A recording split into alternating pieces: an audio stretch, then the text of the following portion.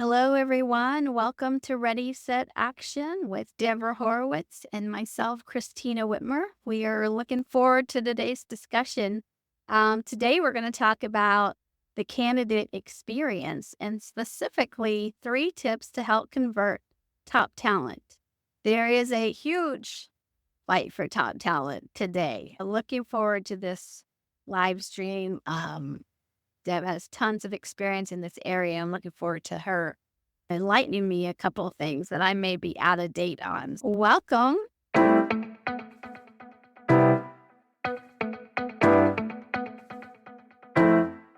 And how's it going, Deb? Going great. How about you? We're inching closer to Thanksgiving. I'm not ready. I will be whether I'm ready or not. This is a competitive job market, no doubt about it. Like it's a hot market and the perks and all these things. Tell me, I would love for you to kick us off here and start with these tips. I have been a business owner for a little while now. So being in the job market, I hear experiences, but I definitely lost touch with it. So I think it affects even how I recruit and hire sometimes. Sometimes my practices may not be as sharp. So looking forward to what you've seen and what you have learned about this space. Yeah, we've got a lot to share, and I know that you've got your own tidbits of knowledge to pass along as well. I would say the tip number one is that first impressions matter.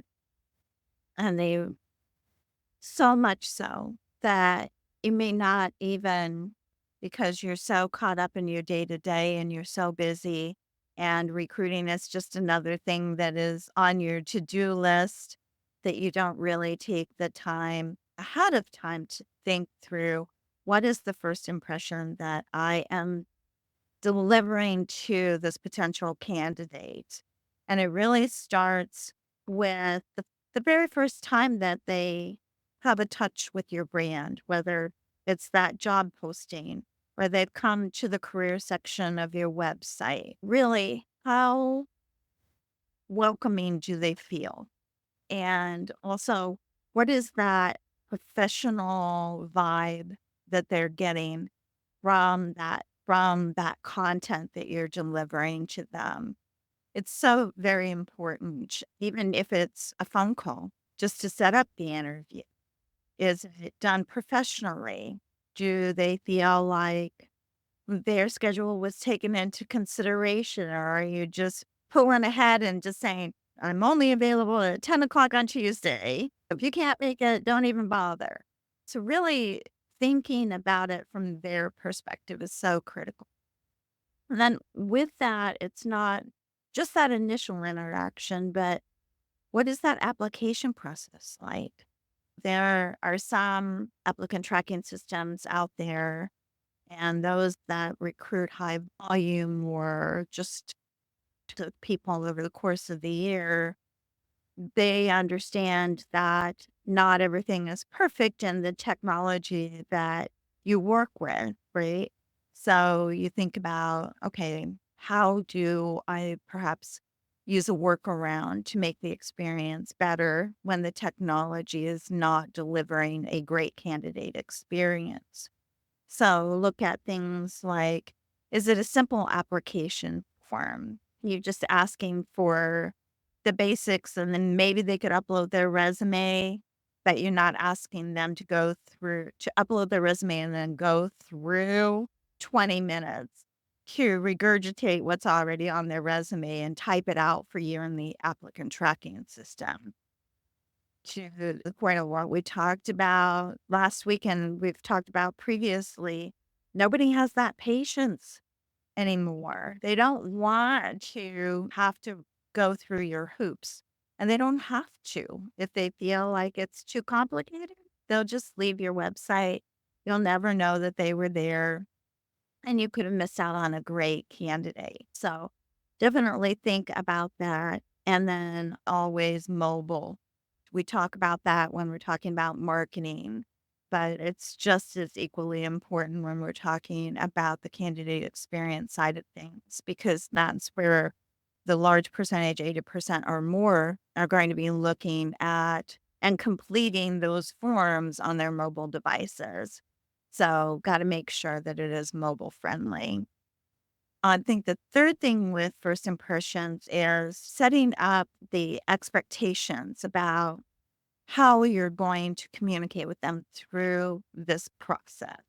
We're setting those expectations so that are you going to be emailing them with updates? Should they expect a text message to coordinate scheduling a time for that initial interview?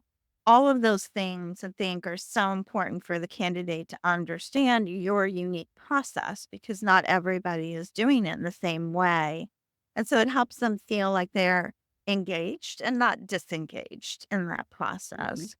That's very important. And then I think that it's also what's the timeline? Setting that expectation for the timeline. If I get through that initial phone screen, what happens then? And literally you can communicate that with in your email conversations, in your phone Mhm. conversations with them. You can have it actually spelled out on your website. If you're hiring multiple people throughout the year and you don't want to go, you waste your time talking through that process over and over again, you can spell it out on the website and refer them to check that particular part of your website for the hiring process and make sure that they're in line with the way that you coordinate and handle those activities. Then I think it's so important that you set the expectation internally. So, say I've got a department manager that's actually going to be doing the interviewing. What is that clear expectation about from the time that resume falls in their lap to the time that they schedule that initial phone screen or whatever it is? That they understand the expectation that you have as the leader of the organization and making sure that nobody falls through the cracks away. It's about communication, just like in everything we do from a marketing perspective, putting yourself in the place of the candidate and making sure that you're delivering that information to them that you would want have delivered to you if you were a candidate.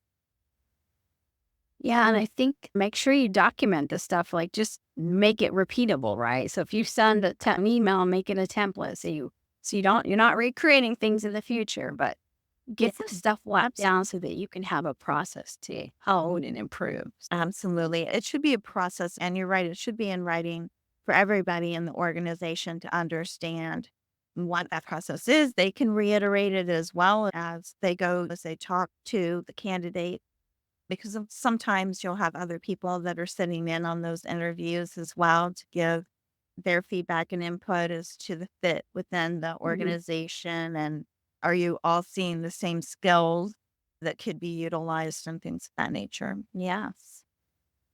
Nice. Anything else for tip one? Is that it? You good? Isn't that enough for one tip? My goodness. It's the preview, and I have to say, it's a lot of bites to process. There was a lot of buckets, yeah. But first impressions has a lot going in it, right? Yes. Yes. Yes, for sure. Absolutely. So tip number two, I wanted to just talk a little bit about the interview experience.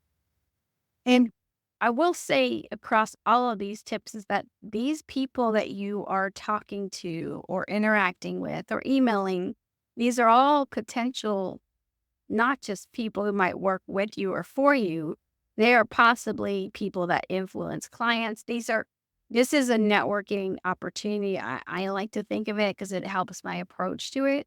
These are Yeah. people who may influence and are in this bubble, like somehow they're in that space that you're gonna see. There's a good chance you'll see them again if you do local networking, if you're seeing things. Connect with them, be respectful and all those kind of things.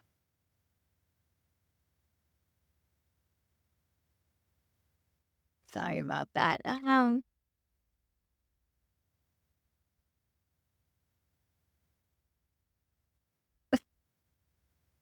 Oh, Well, it's like and he has some valid points there. exactly the balance point. So we'll see if I can get this done. A little bit about the interview experience. So when you're, whether it's a Zoom call or in person, you've already done the first impressions kind of things. But once you're doing, whether it's a couple different types of interviews or different levels or different people, you prepare for this, right? Get your questions set, understand why you're asking the questions.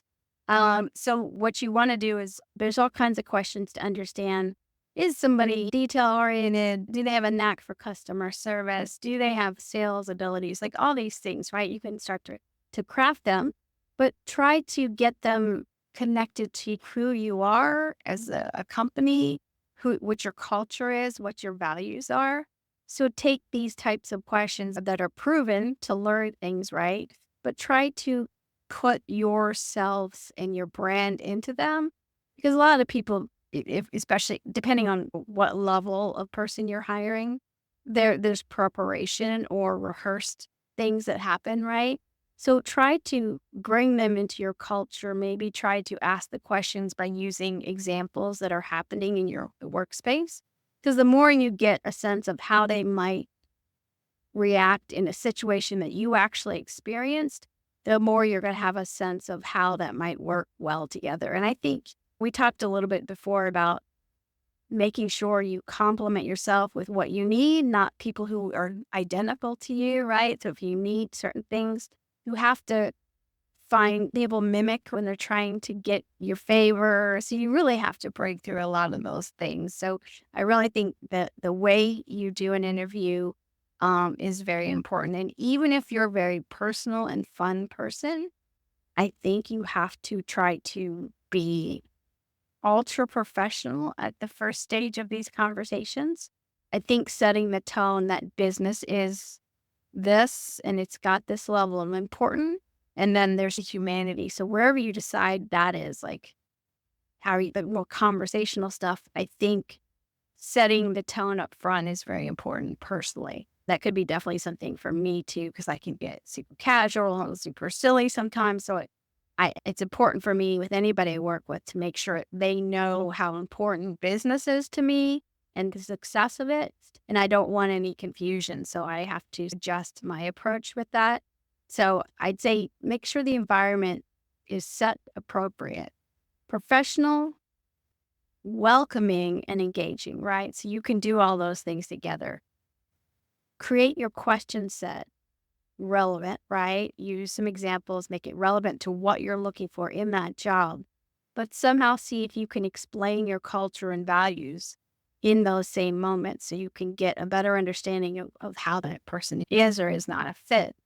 And ideally, you want to see someone who is trying to vet you as well, right? Someone who's trying to see if you're a good fit for them, right? So anything less is, it just depends on the job, but it could be concerning because you've got someone who wants to do the job regardless.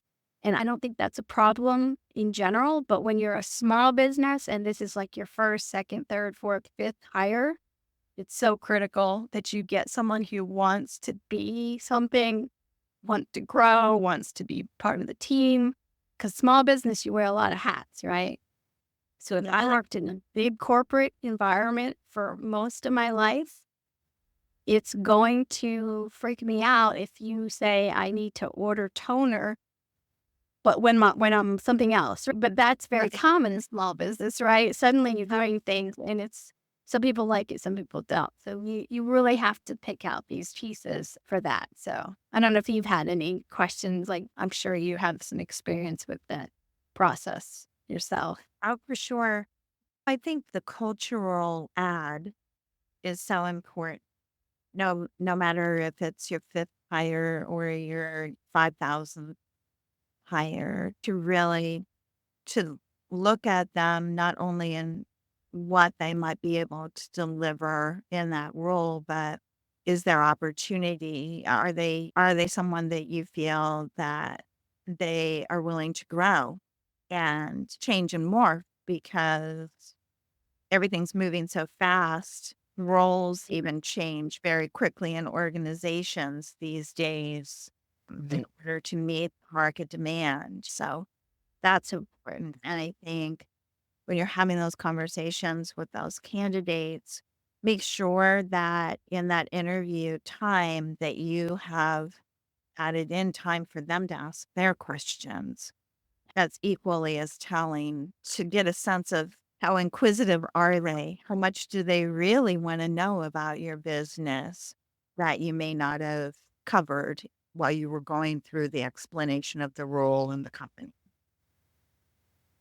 Yeah, and I do you ever find if they don't have questions, do you do something different, or do you just let that go, or do you try to feed them questions, or any thoughts on that piece? Sometimes people freeze, right? It's a very stressful situation to be thinking, oh my gosh, if I don't get this, I don't know when the next opportunity is going to come along from the job seeker perspective. So I think you can give them grace and just, if they haven't asked questions at that time period, let them know if they have any questions that come up that they are certainly willing, able to email you within the next day or two. So give a time frame for it, right?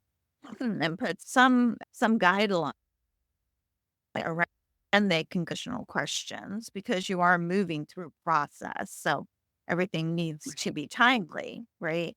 But give them that opportunity to walk out there. And I think we've all been in an interview in our lifetime where you walk out and you say, oh, darn, I forgot to ask this. We didn't cover X. And so by giving them that grace to be able to follow up with you, really can give you a better idea of who they can be as a potential employee. Yeah, no, I agree. That makes a lot of sense. What about tip number 3? What do you have for us there? So it's more follow up from the perspective of the employer to the potential candidate and making sure that you give them some feedback along the way. There's so many times in talent acquisition where we hear candidates say, yeah, I applied for that role and never heard back from them. I just fell into this black hole or whatever. And to your point about the whole experience, you have to keep in mind that you're representing your brand. And so you want that experience to be as positive as possible with that candidate. Whether you end up hiring them or not, it is a reflection on your brand as to how they felt throughout the process. So if you can give them feedback, tell them when they should expect to hear back from you, and then follow up with that promise. So if you say the hiring manager is going to be making a decision by Tuesday, so you should hear from me by Wednesday or Thursday, make sure it's on your calendar to get back to that person by Wednesday or Thursday. And definitely follow. If you can provide constructive feedback if they did not move forward in the process, as to maybe there wasn't enough years of experience for the role that you really needed. But keep that door open as you're delivering that feedback that makes them walk away feeling like they were valued and that if they get more experience, hey, Deb said, if I get a couple more years of experience in X, Y, or Z, I could always come knocking at her door and see if there's opportunity. And I feel that's really important for them to understand. And maybe there's a time where you're inundated with so many applicants for the role that it's going to take you a couple of weeks to get through that process. So, making sure that there is something set up where that first person that you interviewed isn't feeling disengaged and like wondering what the heck's going on, that you keep them updated throughout that process. And maybe that's, hey, we're still working through the process. If you are interested in continuing the conversation, look at our YouTube channel. Get to understand some of the products or services that and how we position those. There's things that will continue to have them engaged with you through that waiting period because that first one in 2 weeks seems like a lifetime. Yeah. Yep. And we are just busy going, and 2 weeks seems like it was yesterday to us. So, really, again, understanding where they're coming from. And then when you're offering, make sure that those offer letters are professional as possible, that you have all of the details spelled out for them in terms of the role, the timing, the responsibilities, the compensation, the hours, the benefits, everything with the expectations for the role.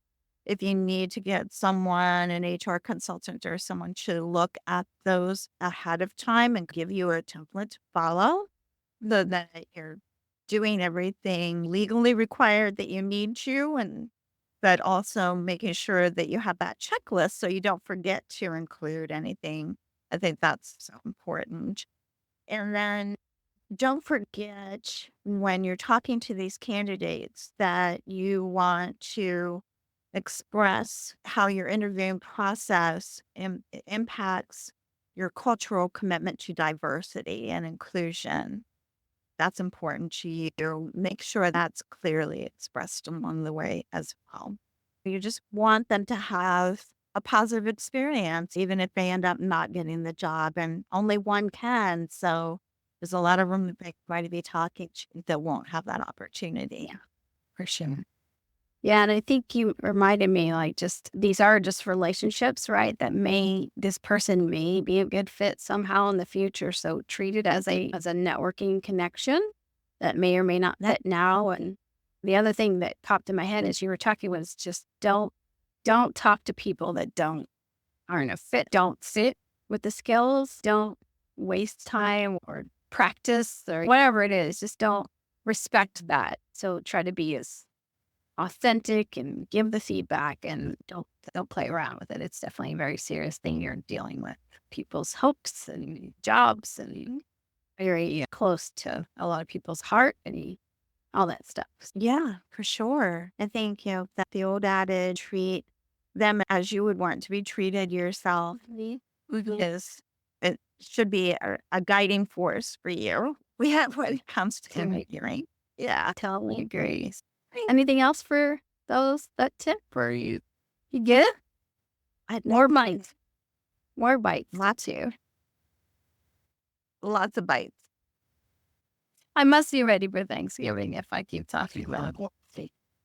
I might be hungry for breakfast. I don't know. I don't know which one it is. Yeah.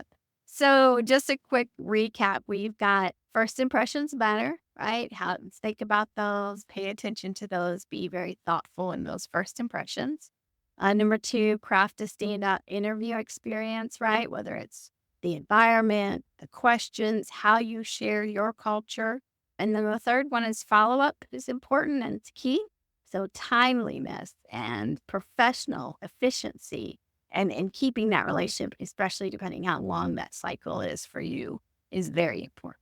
That's it. Appreciate this one. Thank you, everybody, for joining us today. I hope you will join us next time for Ready, Set, Action with Debra Horowitz and Kristina Witmer. So you can follow us on LinkedIn, YouTube, and Spotify for our podcast. And we will be back, I should say, after the Thanksgiving break. And then we will be diving right into December. So ending year stuff, I'm sure. Like, how do we wrap up the year with as much ready and set? So we'll be ready for 2025. Yeah, absolutely. Thanks, everyone. Have a good day.